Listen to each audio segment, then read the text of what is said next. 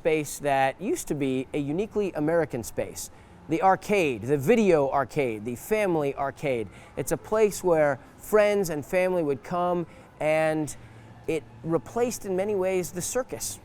It became a place where people would go and they would be wowed, and it was entertainment, and it was lights and blinking and sounds, and you're controlling things. It was also a place of commerce. It's also a place where people came to fight over these puppies. Tokens. Tokens. Live and die by the token. Why did my brother get 8 tokens and I only got 7? It's not fair. Mom, can I please have more tokens? Mom, just a little bit more. Just a couple more tokens before I go. Mom, don't you know that that one costs 4 tokens? That one costs 2? But you can play that one all night because they only cost 1 token. It only costs 1 token because that game sucks.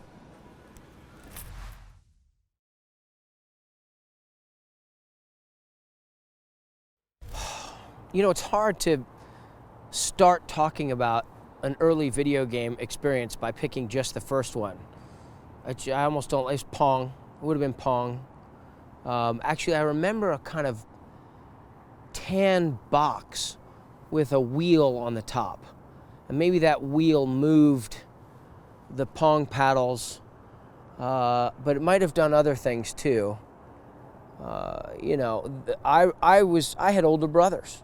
I mean, to me, video games started out as, you know, an experience that connected me to my brothers. And mostly it was really upset, lots of crying involved because I wasn't getting to play enough. They would play all the time until finally a parent would say, you know, hey, you got to give Sean a try.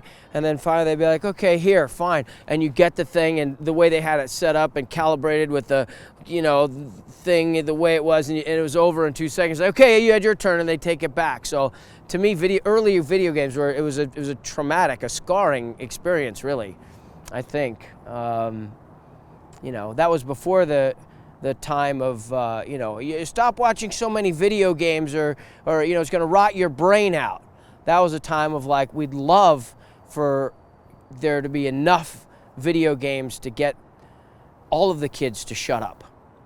But unfortunately, they were expensive and there weren't a lot of them, so we had to share, which made the problem worse. What I'm trying to say is that video games are a cultural experience. They're not just a first-person shooter experience. They're not just, everybody knows this, but one of the things that whenever I reflect on video games, I realize is it's about friends coming over to friends' houses. Obviously now everybody knows that you can have your headset on and you can be playing with somebody in, you know, Thailand while you're playing with somebody in Scandinavia, and you can all be, you know, going around the same building shooting. But you know, there's something romantic to me about remembering the kids in the neighborhood all getting together and playing Atari, playing Pitfall, playing, you know, with that, you know, iconic joystick with the button, the red button, and you know, and your eyes, you'd go just as blind then, of course, as you go now, because you don't blink and the tears are rolling down your face when you're playing the game. But to me, it's about experience. It's about relating to other people, even when it's, you know, one of my favorite games is now Age of Empires. Age of Empires 2. Multiplayer mode. Skirmish. Skirmish. I can't remember skirmish. But multiplayer mode. So many hours of my life. Days and many, too many nights spent playing that game. At first with my brother and my wife, who was just would look down her nose at what we were doing and just, that is ridiculous that the sun is coming up and you guys are still palsied with your fingers on the mouse, you know, in front of the computer. And then we got her to try it. And many nights spent with the two of us playing against each other. And then the children came along, so that, I guess, you know, showed that we weren't very good parents, because there were many nights. We didn't mind the late night changes because it was just like peeling away, pressing pause and on the computer game for a minute. But I mean, the vocabulary that comes along with video games is fascinating to me. LAN, Well, do we have a LAN connection? What is a LAN connection? I don't know, but I know exactly what it is. It's the thing that's stopping me from being able to play with that person. You know, the fact that a store doesn't open up, and now it's Fry's or it's whatever, but, you know, it used to be whatever the store was, and it didn't open or it closed too soon. And the fact that you'd have to go from 5:01 p.m. on a, you know, Thursday night until 10 a.m. Friday morning without that piece of equipment. And so you're not going to get to play that game for that 12 hours or whatever, 15, whatever that number is. You'd have to read a book or something. You have to talk to somebody. You have to play one of the other games. And isn't it true that you can have 1,000 games, but it's the one that you don't have is the one that you really need. And the rest of those games are fine, but you don't want to play any of those. LAN. What's a LAN? I don't know. I think it means more than one computer can talk. Well, does it talk on this connection or that? I don't know. I don't know what the connection is. Is it a baud rate, a bit thing? I don't know. What is real? How do you define real? Someone, my brother, he knows that. He can take the computer apart and put it back together. Not fast enough for to play the game by the time when you get home because he's still working on stuff. But anyhow, I get very emotional about my games and when I can and can't play them. They don't have that Nintendo 64 game available. It's like the Cabbage Patch Kid. People kill each other in a toy store in order to get that Nintendo 64 game. I'm one of those people.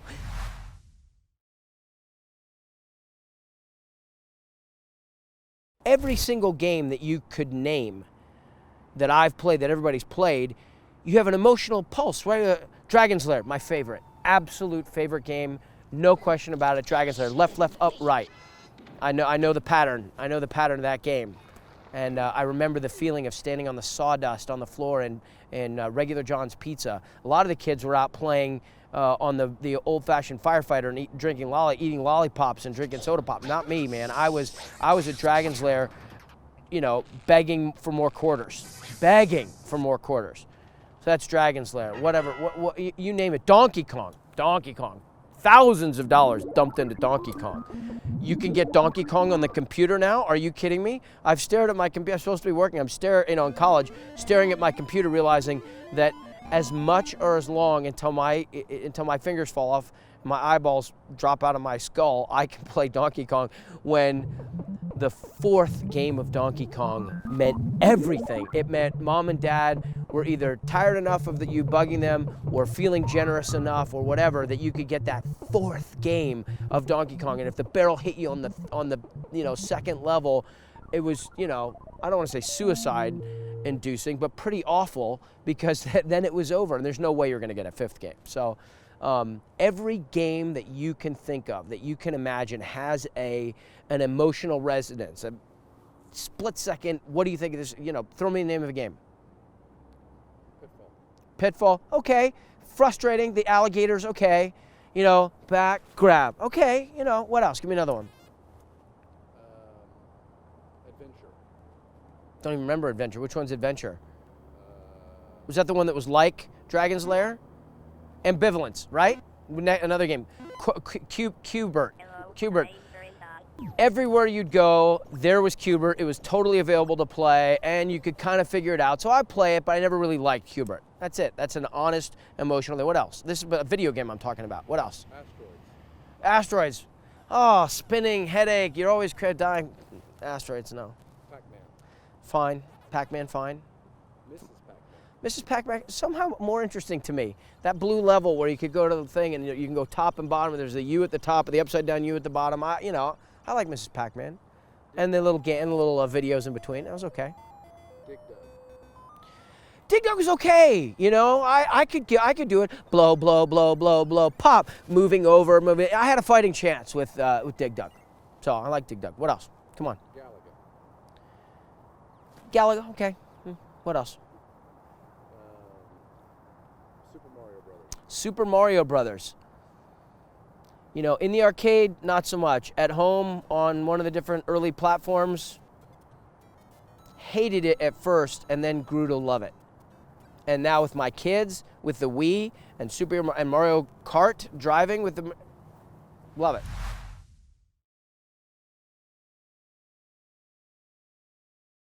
You know, the difference between classic video games and, you know, next-gen games to me all has to do with not the technology necessarily, but kind of in a macro sense, it has to do with your memory of it, your experience of it. So you can be on a family vacation somewhere and nobody's got anything cool, their tablet, they're this, they're that, but somebody's got an old Atari, somebody's got an old something or other, and somebody in their 40s or 50s is playing it with somebody who's 10 and they're having a great time, and then they get home and they jump on the Wii or they're jumping on some first-person shooter game that they can play with somebody in Thailand and somebody in Scandinavia at the same time. Really what you're getting down to is an emotion. Oh, I love that game. I used to play that game when I was a kid. Or, oh, I hated that game. I never got a turn. I never got, I never mastered the game. It was too confusing. Centipede. I still don't understand Centipede. Explain Centipede to me. That rolling ball back and forth. And I liked the ball when it had to do with the football game. And you're rolling the ball, and you're rolling the ball, and you're rolling the ball, and you pinch your finger in with the little wood space between the what. It has to do with memory.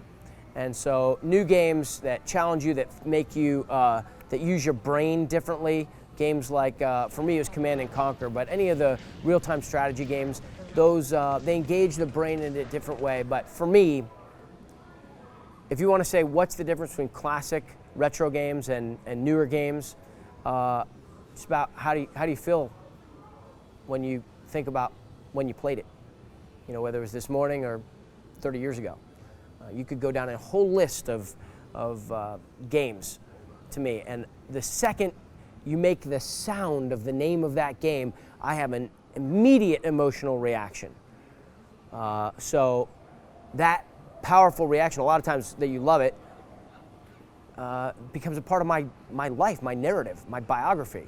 I was a kid and I would play pole position. I was so good at pole position that 20 years later, when I actually got to race actual cars in Long Beach, in the Grand Prix, in the celebrity event, and I sat there, I was brought back to being 8 years old and playing pole position. I was in pole position. That's what video games do for us. They help you visualize. I got to fly with the Blue Angels. F-18 fighter plane spinning around upside down.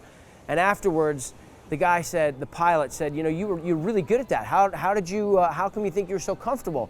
I said, well, I rode a lot of roller coasters and I played a lot of video games. I played a lot of flight simulators, combat flight simulators, taking up out of Moffett Field, or even I made a movie about a B-17 bomber crew, the Memphis Belle. There was a B-17 game that you could play, and the up arrow did the trim tabs, and you could switch your camera angles. You're looking out the front. Now you're in the bombardier's point of view. Now you're in the tail gunner's point of view, and you almost needed 4 or 5 people to be able to play the game, of one airplane properly. So, I don't know, I think video games become nostalgic the second you play one and like it. You play a game, you like it, you don't see that game again, 10 years later, somebody says, oh, you remember that game? You go, oh, I love that game. It's an instantaneous connection to something primitive. Here's a thought. I actually think video games connect to something primal inside of us. If you're out on the Serengeti Plains and it's whatever BC and you're running around trying to hide from a tiger, your neurons and neural receptors and everything are just fully activated. You play a video game, you may not have the exact same fear of death of a lion chasing you, but you don't want to die. You don't want your icon to die. You don't want the identity that you've assumed, and in a very real way, it's become a part of you. I mean, all you have to do is watch somebody die, have their character die playing a video game, and they, it's this close to the top score on whatever, and I missed it by this much. That's got to look something like the guy on the plains who, just missed the kudu he was trying to catch for dinner. So I think video games, because it's personal, it's private. When you're looking at a screen, yeah, even when you're in an arcade like this, and you're straddling one of these ninja motorcycles, and you're going back and forward for a minute, I don't even think you're aware of who all's watching you, who might be seeing you. You're transported into that imaginative place of being on a ninja motorcycle. You're never going to ride a ninja motorcycle in your life, but for that moment, the pedal scraping, detail of the animation is happening, and then whatever it is. That was Pac-Man, but whatever it is.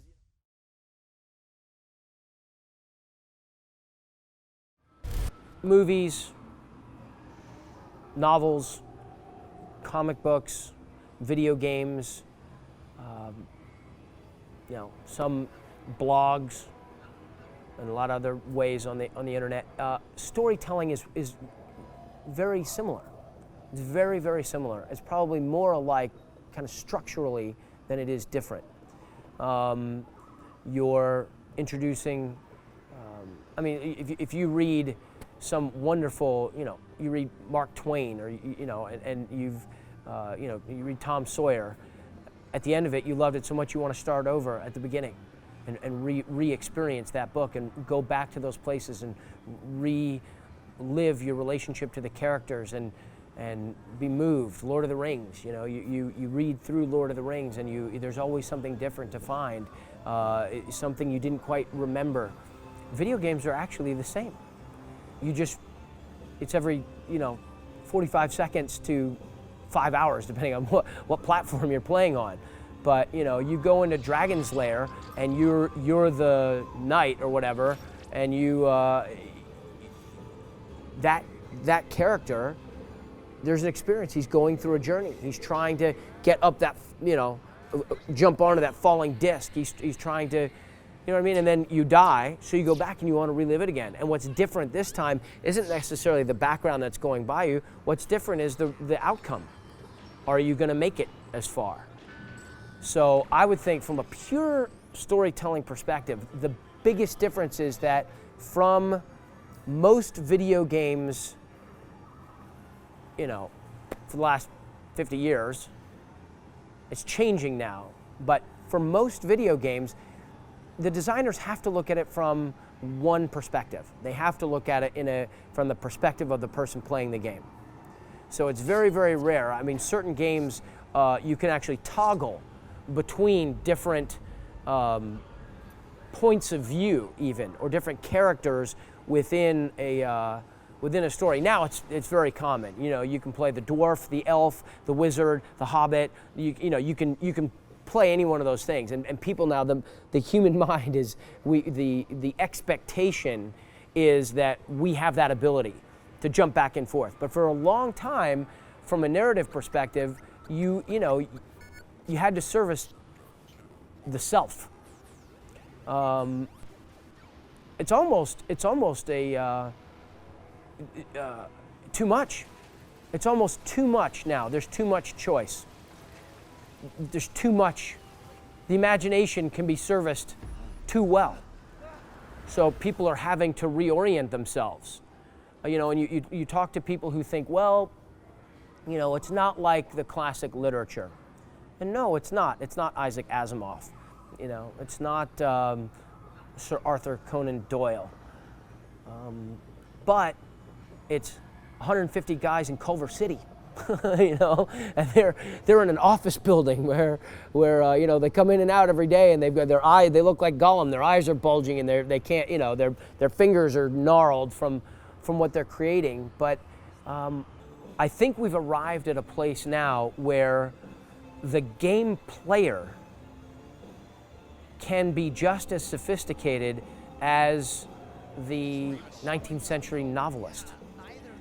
The 19th century novelist had to be able to delve into the class, into the economic life, into the dramatic life of characters from all different places. Now, the game player can jump into the identity of people across a broad spectrum within a story. So it used to be that you would read it and be awed by or go into those worlds at the hand of a writer taking you there. Now you take yourself there. And so the gamers have to, the game designers have to try and stay one step ahead from a narrative perspective so that wherever the player might want to go, there's a there. They want to invite you to go down this alley and to go through this portal. And the audience is ready now to do that, and now has a kind of a bloodlust for it, has an appetite for it that is insatiable, which is great for the gaming world because it means more commerce, make more games. You know, the video game company executives are like, woo, you think you can go into the mind of a Dutch princess? Well, what do you think about a robot on Neptune? You know, whatever it is, we'll send you there. And you know, as parents, as civic leaders, I think the only defense is to jump in bed with the players and the creators of the games and help try and steer the out-of-control bobsled in terms of what direction it goes, because there's no stopping it.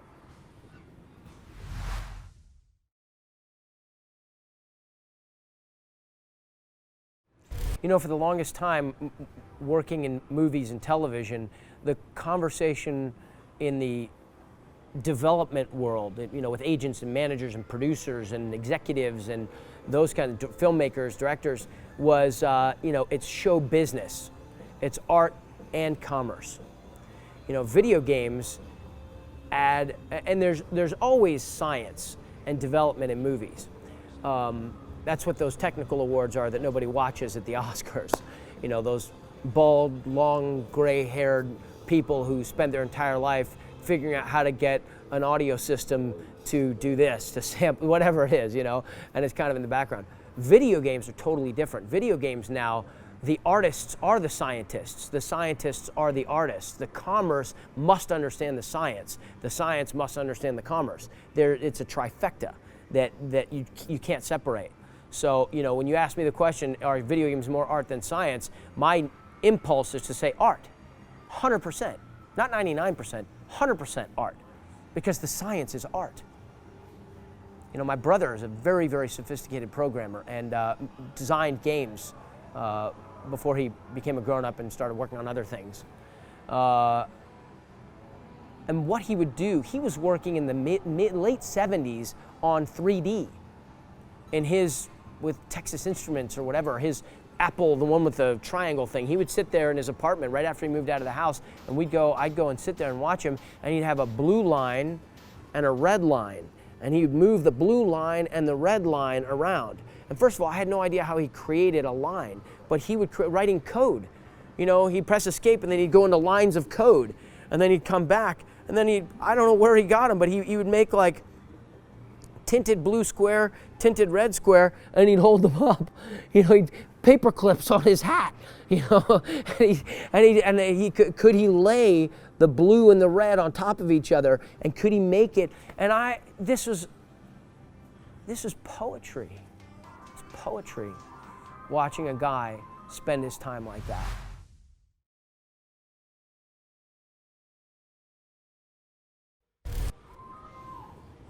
I mean, I don't even know what it means to say that something is game culture. You know, I mean, we all know the people who are dressed as Pac-Man walking into the conventions, and, you know, people who are, you know, avidly blogging about the latest nuances of whatever the games are that comes out. But to me, you know, my 7-year-old is game culture. My 7-year-old knows how to go downstairs, turn on the different components of the audio system, which input, which, you know, to go to, how to load up the game, sit there. You know, you come downstairs and she's playing any one of a number of different video games on different platforms. She's 7. To me, that's game culture. When I want to go to my friend's house and bond with the 16-year-old kid that's there, I sit down on the couch and I play Call of Duty with him. That's game culture to me. It's interesting that when I never could have imagined when I was a little kid playing Atari or Coleco or Intellivision or with my Commodore 64 playing Blue Max, and doing that. I never in a million years would have imagined what happened on this planet and what happened to people and what happened to our consciousness, that we could go where we go now emotionally and psychologically and with video games. But it's interesting to note, I think, that what started as something you do at regular John's Pizza with sawdust on the floor that you have to beg your mom for tokens to be able to put in there. So, game culture then is a bunch of people in Little League outfits with cleats on, eating their pizza, drinking their Coca-Cola, and racing to play Donkey Kong. That's video game culture. But it then became something that you were in your room doing, that you were in trouble for doing too long. You didn't do your homework because you were playing video games. That's video game culture. The spending too much time doing video games so their grades go down class of people in America. That's video game culture. But interestingly, as video games started to become very internal, private experience, on your computer for days on end, benders that you do, binging, video game binging, and on your computer, you're late for work, you're playing at work, you're playing Tetris and Solitaire and playing whatever else you're playing. That's it. Office park people, office space, people in offices around the country, sliding a screen over to play Tetris or Solitaire. That's video game culture. But interestingly, we start finding ways now to make them community experiences. You have conventions where people go to play the games together. It's not as much fun eventually over time to just do it by yourself. Now you can put on a headset and you can play in real time with your real voice, listening to your friends all over the world different games. It's a community experience. So there's something that you cannot separate out, and that is the technology of video games, the artistry of video games, and the fact that human beings are playing them. And human beings, most of the time, traverse an interesting space between solitude and community. And now it's like going to Las Vegas. Anything you want, any time of the day or night, it's available to you. You want a community experience? It's one mouse click away. You want a solitude? You want to be by yourself? Download this app, and you're gone. We'll see you in 3 months.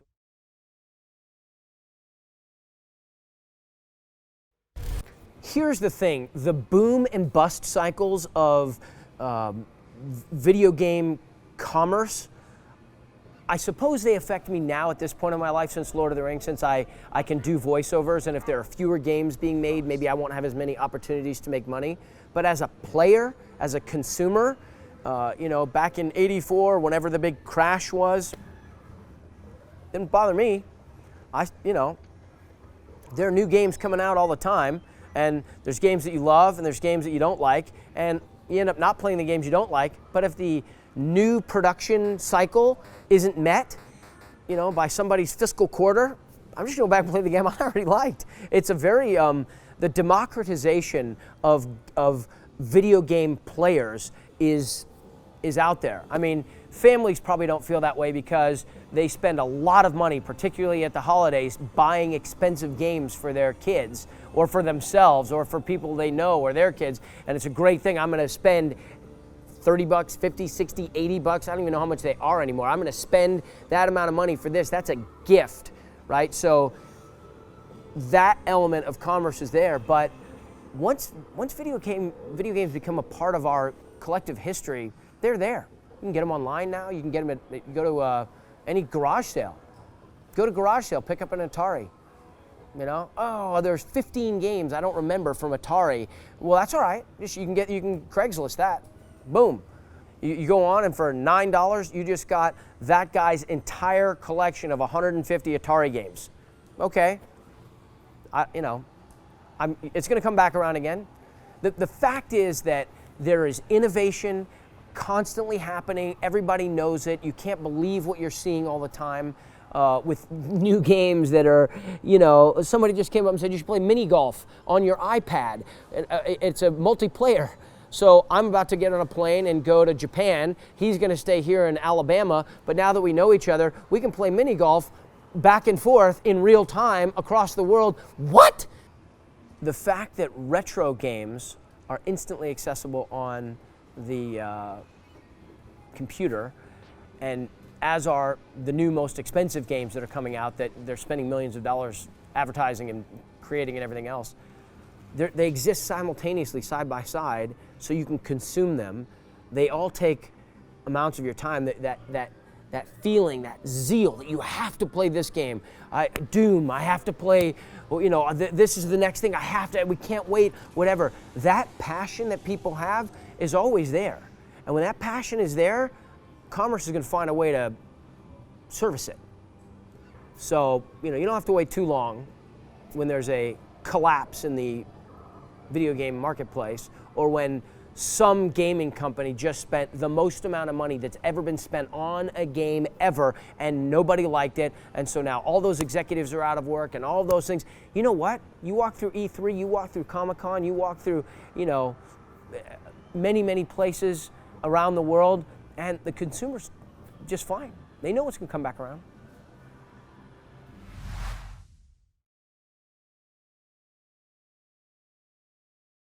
When it gets down to the question of violence in video games, I have a lot of very strong opinions. One thing that I would say is the phrase responsible gaming is like a sleeping pill. Responsible gaming just numbs my brain. Of course you have to have responsible gaming. Of course you need to take responsibility for what you're doing with your life and with your time. And if you're sitting somewhere spending so much time playing violent video games that it's deadening your sensitivity to the world around you, you shouldn't do that. If your kid is spending time playing games that are extremely violent, it doesn't take a rocket scientist, and it certainly,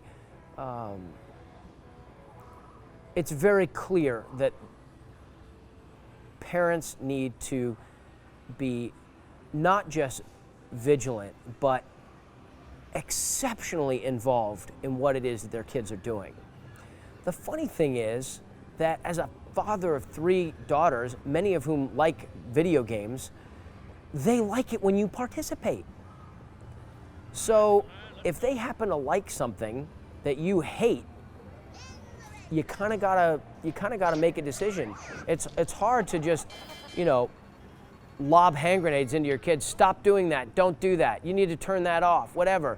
It's not going to work. If a kid likes doing something, they're gonna do it. What you need to do is you need to find a way to communicate about, hey, what's this game? What's it about? What's going on? Wow, it's pretty violent. Those people are dying. Parents have to establish a vocabulary with their kids about the games that they're playing. And they have to be able to talk about violence in a sophisticated way. Violence is a very complex issue. Where it comes from, why it happens, when it happens. Here's something that happens in dealing with violence in video games. All the onus and responsibility is placed on the video gamer. All the onus or responsibility is placed on the parents. All the onus or responsibility is placed at the government, lawmakers. And the fact is that it really requires the contribution of everyone in order to create a culture where, where we can play games and not have violence come out of it. I mean, there are certain games, Grand Theft Auto. Grand Theft Auto is a game that is just pornographic. There's no other word for it. You pull over a car on the side of the road and you shoot somebody in the head, and then you pick up a hooker and you sort of go like, the problem is it has the word game on the box. It's not a game. We need to come up with a different word for it. You're not going to let your kid go into town and, unaccompanied at, 1 in the morning, because a lot of negative things can happen. And this game is designed to simulate those things. So if you're 12-year-old, if you're 14-year-old, can go to the game console and you haven't taken the 2 minutes it takes to set up the, what do you call it, the blockers or whatever, and that kid's playing a game, and you think to yourself, or you say to your friends or neighbors, or family, and wow, it's crazy they're playing that video game. That's insane. You absolutely have to know what your kids are doing, and you have to give them the tools, the critical thinking skills, to be able to become fully immersed. This is what happens in American life. And this is what happens. Kids have an experience, not just kids, adults, where the game takes them over. It's amazing. This is why we go to movies. This is why we read books. This is why we tell stories around the campfire. We want to disappear into it. And they disappear into these stories, and it's intoxicating because maybe you're not the popular kid in school. Maybe you don't know how to socialize right. Maybe you're socialized in a way, you're the captain of the football team or the head cheerleader, and whoever you are, your relationship to your friends and family around you is, okay, here's the thing. People fall in love, in a sense, with video games. Maybe not romantic love, but they become, and not necessarily pure addiction. They become infatuated, they become connected to, they develop a relationship with a video game. It sounds silly, but it's absolutely true. If it wasn't true, it wouldn't be $1 trillion business. People develop a relationship with their game. As families, as a society, as an industry, we have to help teach ourselves how to fall in love and how to recover when those relationships go bad. When a video game, when you're, no joke, 50 hours, 100 hours, you add them all up over the course of a month, those, when you spend as much time playing video games as you do during your work week, you have a relationship with that game. And when it comes time to separate yourself out from that game because there's too much violence in it, because for whatever reason, it's a process. There's actually like a mourning period that happens after you come out of a video game relationship. That's a relationship between you and your own self when you're playing it. Bad things happen, violence happens when people don't know how, when they go too deep into the game, they go too deep into the world. They can no longer separate out the circumstance of their life. They can tell you this is a game and that's a thing, but something on a very powerful level has happened where the line is too blurry between reality and the world of the video game. And we have to help each other. Leave no man behind. We're only as strong as the weakest link. There's a million, phrases you can come up to conceptualize it. I think laws that constrict what video game companies can do are good. I actually like them. Put a little tax on a violent video game. It's okay. It's okay. Parents will notice it a little bit more before they pay for it for their kid to play with. Why is that one that much more? Oh, because it's excessively violent. Now we're not just saying, this is M for mature. It's M for mature, and that's going to cost you another $1. Well, what about free speech? What about the restrict? Well, you know what? Speech comes with responsibility. You want to be able to put something on the internet that anyone on planet Earth can play and become emotionally involved with to a greater intensity, depending on how talented you are. The people who, it's directly proportional. The people who want more creative freedom because they're so good at expressing it, and the people who need to be careful because the way they're expressing it is having a manifest impact on the people that are playing it. Those things are directly related. So it's the job of society to step in and say, like, hey, wait a minute. You need to be careful with what you're doing there. So the terrifying truth is that there are more people playing and enjoying the games than there are people voting. So if people really want video game life to move in a certain direction, they just got to be a little bit involved. And then video games will be just as free and open as you want them to be. But the truth is that people who play the video games know in the back of their mind that, like, maybe this isn't like the healthiest thing.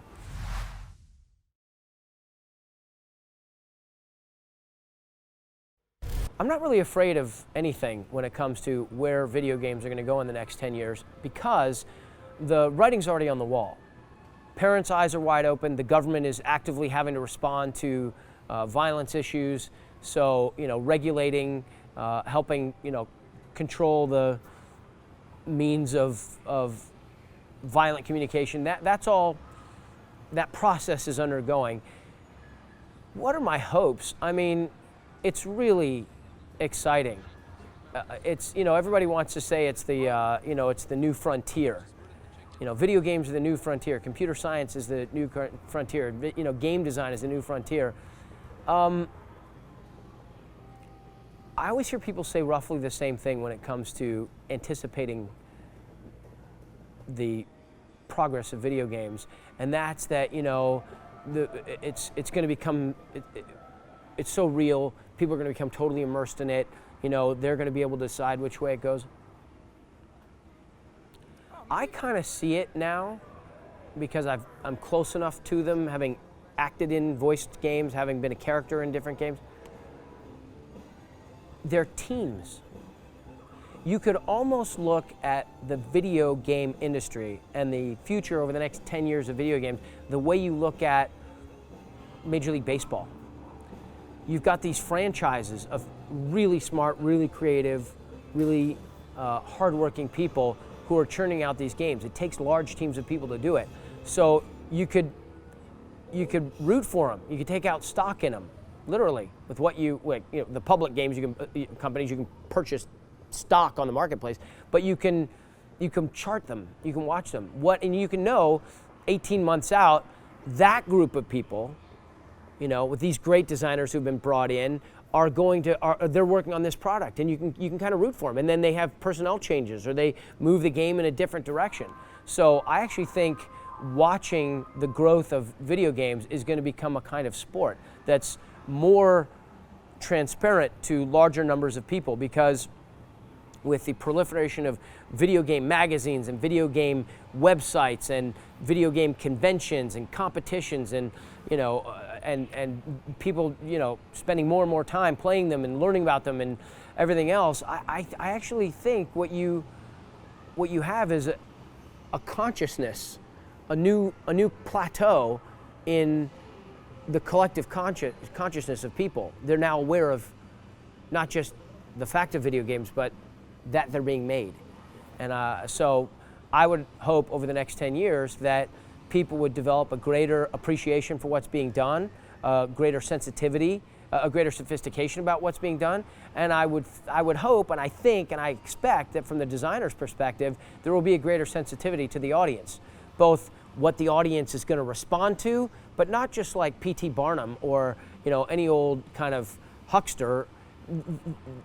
They want to arrive at a place where that exchange, the business and the creativity and the experience, that dynamic becomes synthesized. It becomes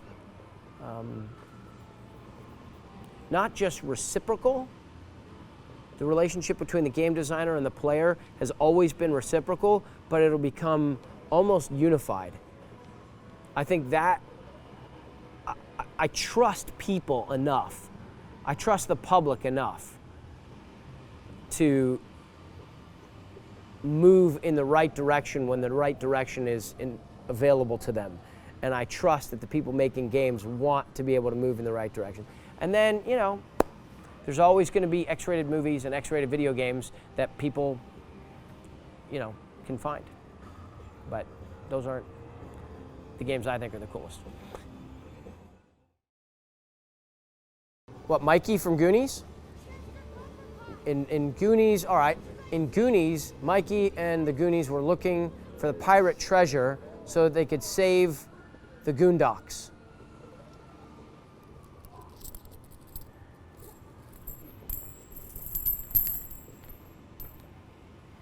She could have robbed an arcade.